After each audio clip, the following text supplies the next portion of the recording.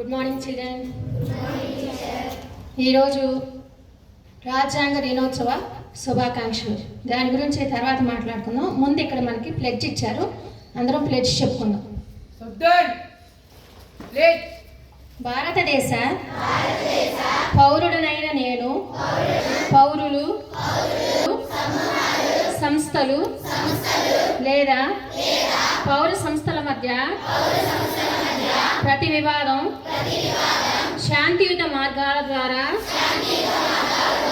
పరిష్కరించబడాలని నాగరిక సమాజం యొక్క సార్వత్రిక సూత్రంపై విశ్వాసాన్ని ధృవీకరిస్తూ సమగ్రత మరియు ఐక్యతకు పెరుగుతున్న ప్రమాదం దృష్ట్యా భారతదేశంలో లేదా నా పొరుగు ప్రాంతంలో ఏదైనా వివాద విషయంలో శారీరక హింసను ఆశ్రయించనని నేను ప్రతిజ్ఞ చేస్తున్నాను.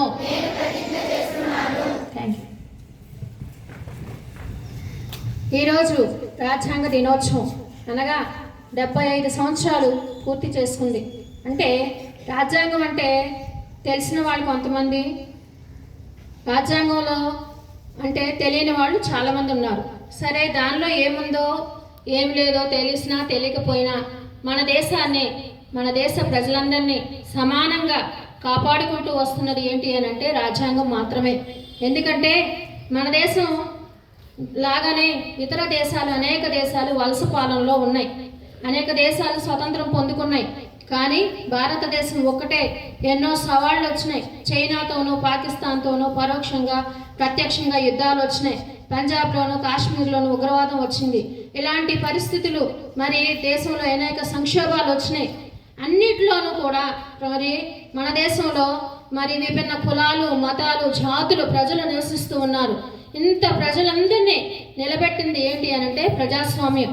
ఆ ప్రజాస్వామ్యాన్ని నిలబెట్టినది మరి బలపరిచినది ఏంటిది అని అంటే రాజ్యాంగం మాత్రమే. రాజ్యాంగం అంటే ఏదో ఒక కొన్ని నియమాలు, సూత్రాలు మాత్రమే కాదు, పౌరులందరికీ సమానంగా హక్కులను అందించింది. మనందరం వివక్ష లేకుండా చదువుకుంటున్నాము అని అంటే అది రాజ్యాంగం వల్ల మాత్రమే. మరి రాజ్యాంగం అనేది లేకపోతే ఒకప్పుడు మరి రాజ్యాంగం మీరు అనాగరికులు, మీకు పరిపాలించుకోవడం చేత కాదు, మీరు వెళ్ళి ఏమైనా రాజ్యాంగం రాసుకుని రండి అని చెప్పి బ్రిటిష్ వాళ్ళు మన దేశ చెప్పడం జరిగింది. అప్పుడు డాక్టర్ బిఆర్ అంబేద్కర్ గారి అధ్యక్షతన మరి 1946లో క్యాబినెట్ మిషన్ వచ్చింది.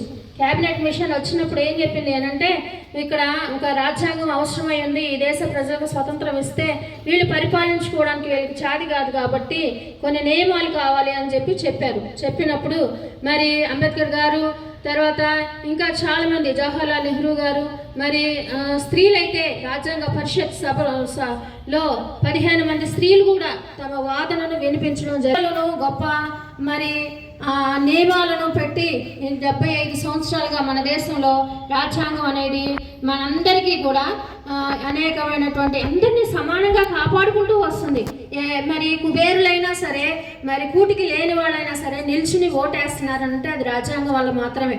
మరి ఈ రాజ్యాంగ దినోత్సవం అనేటువంటిది మనకి అసలు మొదటి నుంచి జరపలేదు. కానీ 2015వ సంవత్సరంలో డాక్టర్ బిఆర్ అంబేద్కర్ గారి 125వ సంవత్సరం బర్త్డే జరుపుకుంటున్న సందర్భంగా ఏం చేశారంటే ఈ రాజ్యాంగ దినోత్సవం జరుపుకోవాలి, నవంబర్ 26వ తారీఖున ఈ రాజ్యాంగాన్ని ఆమోదించడం జరిగింది. 1949 నవంబర్ 26వ తారీఖున రాజ్యాంగాన్ని ఆమోదించారు.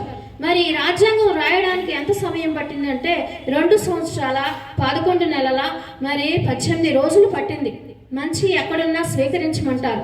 మన దేశ నాయకులు ఆ రోజుల్లో అప్పటికే విఘ్నులైనటువంటి అనేక మంది ఏం చేశారనంటే ప్రక్కన ఉన్నటువంటి అమెరికా దేశం కానీ, బ్రిటన్ కానీ, ఐర్లాండ్ కానీ, ఆస్ట్రేలియా ఇలా దక్షిణాఫ్రికా ప్రతి దేశాన్ని సందర్శించి ప్రజాస్వామ్య దేశాలైనటువంటి అప్పటికే ఉన్నటువంటి ప్రజాస్వామ్య దేశాలకు వెళ్ళి మరి ఆ దేశంలో రాజ్యాంగంలో ఎలాంటి అంశాలు రాశారు, మా సువిశాల భారతదేశానికి కావాల్సినటువంటి అంశాలన్నింటినీ క్రోడీకరించి మనందరికీ సమకూర్చి ఇచ్చినటువంటి నియమావళియే ఈ గొప్ప రాజ్యాంగం. ఇది పెద్ద లిఖిత రాజ్యాంగం. జవహర్లాల్ నెహ్రూ గారు ఒక అతన్ని, అయ్యా ఈ రాజ్యాంగం రాస్తారా అని అడిగితే అతను రాస్తాను అని చెప్పి ఒప్పుకున్నాడు. లిఖితంగా అంటే చేతితో వ్రాయబడినటువంటి గ్రంథం. మరి పెద్ద లిఖిత రాజ్యాంగం ఏది అని అంటే భారతదేశ రాజ్యాంగం అని చెప్పుకోవచ్చు. మనందరికీ గర్వకారణమైనటువంటిది ఏంటి అని అంటే రాజ్యాంగంలో హక్కులు ఇచ్చారు. హక్కులు ప్రతి ఒక్కరికి స్వేచ్ఛగా చదువుకునే హక్కు, స్వేచ్ఛగా మాట్లాడే హక్కు, స్వేచ్ఛగా ఆలోచించే హక్కు, అందరికీ కూడా రాజ్యాంగం మనందరికీ హక్కులను కల్పించడం జరిగింది. మరి ఇంత గొప్ప రాజ్యాంగ రచనకు శ్రీకారం చుట్టింది ఎవరనంటే అప్పటికే షెడ్యూల్ కులాల జాతికి చెందినటువంటి డాక్టర్ బిఆర్ అంబేద్కర్ గారు. మరి వీళ్ళందరూ కూడా మహమ్మద్ అలీ జిన్నా గారు, వీళ్ళందరూ కూడా వాళ్ళ యొక్క సమిష్టి కృషితో మనందరికీ రాజ్యాంగం రాసి ఇవ్వడం జరిగింది. ఇప్పుడు అందరికీ సమదృష్టితో సమన్యాయంతో ఈరోజు జాతీయ న్యాయ దినోత్సవం కూడా, రాజ్యాంగ దినోత్సవం ప్లస్ న్యాయ దినోత్సవం కూడా, అలాంటి గొప్ప రాజ్యాంగాన్ని స్మరించుకోవడానికి ఆ మహనీయుల యొక్క కృషి, ఆ మహనీయుల యొక్క ఆలోచనలు మన దేశం సువిశాల భారతదేశానికి మరి వారు అందించినటువంటి త్యాగ ఫలితంగానే మనందరం స్వేచ్ఛా వాయువుని పీల్చుకుంటూ మన పని మనం చేసుకుంటూ స్వేచ్ఛగా బ్రతకగలుగుతున్నాం. నాకు ఈ అవకాశం ఇచ్చిన హెచ్ఎం గారికి ధన్యవాదాలు తెలియజేస్తాను.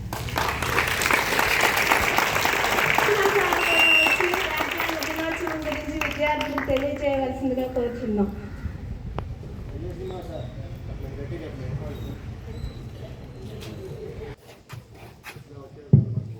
Good morning all of you.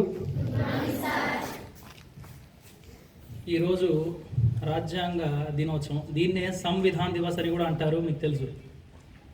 November 26, 1949 రోజున మన దేశం రాజ్యాంగాన్ని ఆమోదించుకోవడం జరిగింది. దీనికి సంబంధించి ఒక 7వ తరగతి నుంచి 10th క్లాస్ వరకు ఉన్న టెక్స్ట్ బుక్స్లో మీకు వివరంగా ఉంది. భారత రాజ్యాంగం, ఇండియన్ కాన్స్టిట్యూషన్ అనేది ఒక చాప్టర్. అందులో మీకు ముఖ్యమైన విషయాలన్నీ ఉన్నాయి. కానీ ఈరోజు నేను కొన్ని విషయాలు మీకు చెప్పబోతున్నాను. అవేంటంటే సాధారణంగా చాలా తక్కువ మందికి మాత్రమే తెలిసిన విషయాలు.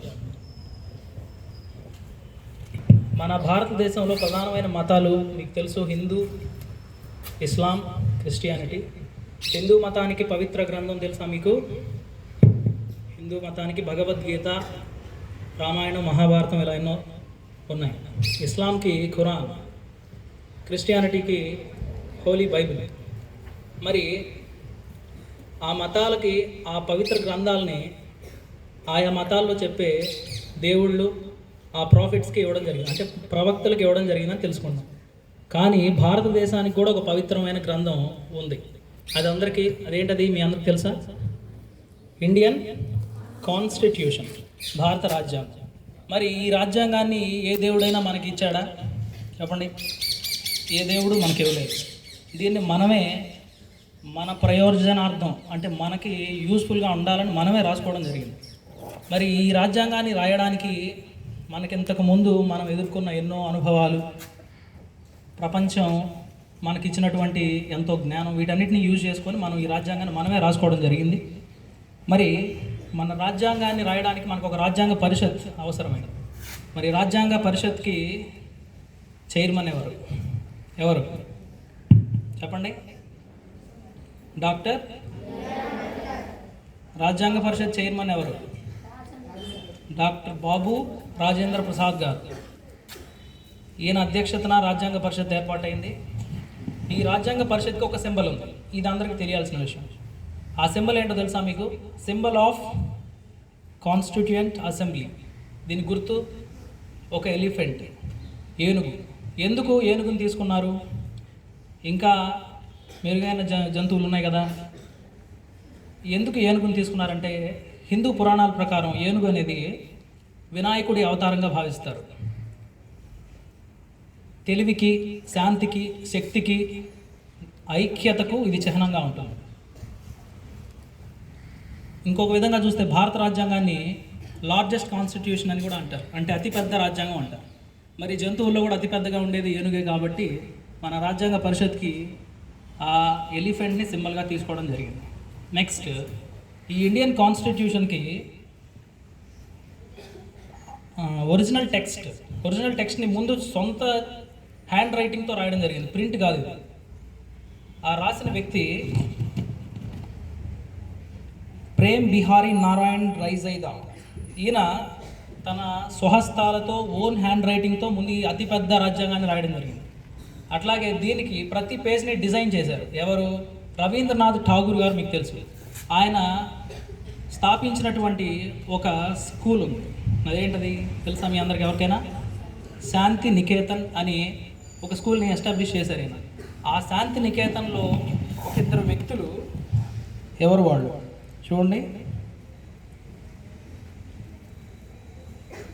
నందాలా బోస్, బెహర్ రామ్మోహన్ సిన్హా. వీళ్ళిద్దరూ ఈ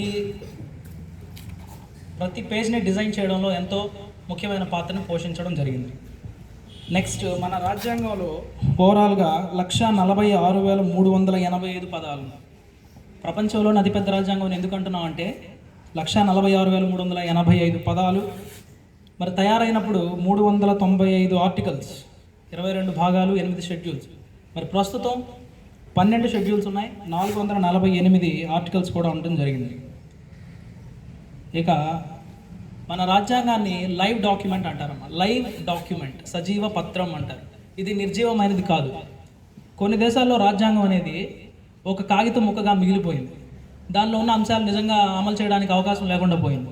కానీ మన దేశంలో మన రాజ్యాంగం అనేది ఇంకా సజీవంగా మిగిలి ఉంది. ఎలా ఉండగలిగింది అంటే అవసరార్థం దాన్ని ఎప్పటికప్పుడు మనం మార్చుకోగలుగుతున్నాం, సవరణ చేయగలుగుతున్నాం, అమెండ్ చేయగలుగుతున్నాం. కాబట్టి దీన్ని సజీవ పత్రంగా పేర్కొంటాం. మరి రాజ్యాంగానికి ఇప్పటివరకు 106 సార్లు సవరణ జరిగింది, అంటే 106 సార్లు దాన్ని మార్చాం.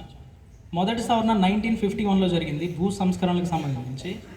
106వసారి లేటెస్ట్గా 2023 106వసారి సవరించాం. ఈ సవరణ ద్వారా రాజ్యాంగంలో మనం ఏం యాడ్ చేసామంటే ఉమెన్ రిజర్వేషన్, 1/3 ఉమెన్ రిజర్వేషన్ ఇవ్వడానికి 106 రాజ్యాంగ సవరణ అనేది దోహదపడింది. మరి మన జీవితాలను ముందుకు సన్మార్గంలో నడపడానికి, ఒక క్రమబద్ధంగా దేశాన్ని పరిపాలించడానికి రాజ్యాంగం ఎంతగానో దోహదపడుతుంది. కాబట్టి ఆ రాజ్యాంగ నిర్మాతల యొక్క ఆశయాల్ని, వారి యొక్క విలువల్ని మీరందరూ కొనసాగిస్తూ ఈ దేశానికి ఉత్తమమైన పౌరులుగా మారాలని మనస్ఫూర్తిగా కోరుకుంటూ ధన్యవాదాలు. Thank you.